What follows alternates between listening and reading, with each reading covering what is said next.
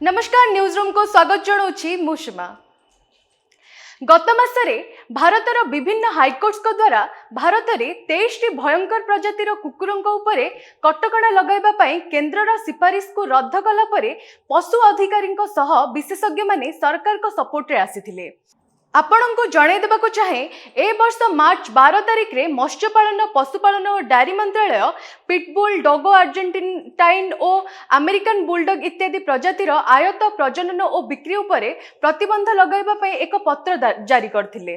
जेतेबेले किछि हाईकोर्ट एहाको विरोध कले किछि एहार समर्थन रे मध्ये बाहरिथिले। The Indian office of people for the ethical treatment of animal PETA एक अंतर्जातीय संस्था भारतर कार्यालय और मंत्रालय को समर्थन जणाइला।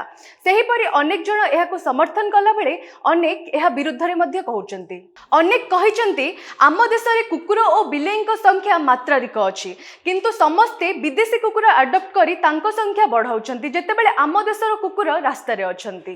प्रधानमंत्री नरेंद्र मोदी मध्य गोटे इंटरव्यू रे कहिथिले आम देशर आर्मी डॉग्स किपरि सेमान को सहाय्य करंती और निज जीवन देई मध्य आमर जीवन बंचाइबा पई चेष्टा करंती। से एमती मध्य कहिथिले आपण जदि डॉग अडॉप्ट करिया को चाहुचंती इंडियन ब्रीड ही प्रिफर करंतु। हेलो +2 एग्जामिनीज आईएएस ऑफिसर हेबाक चाहंती कि तेबे टीएससी गुरुकुल जोग दियंतु। +3 टीचिंग सह बाजीराव आईएएस एकेडमी द्वारा कोचिंग पांतु। कॉल 9438782020।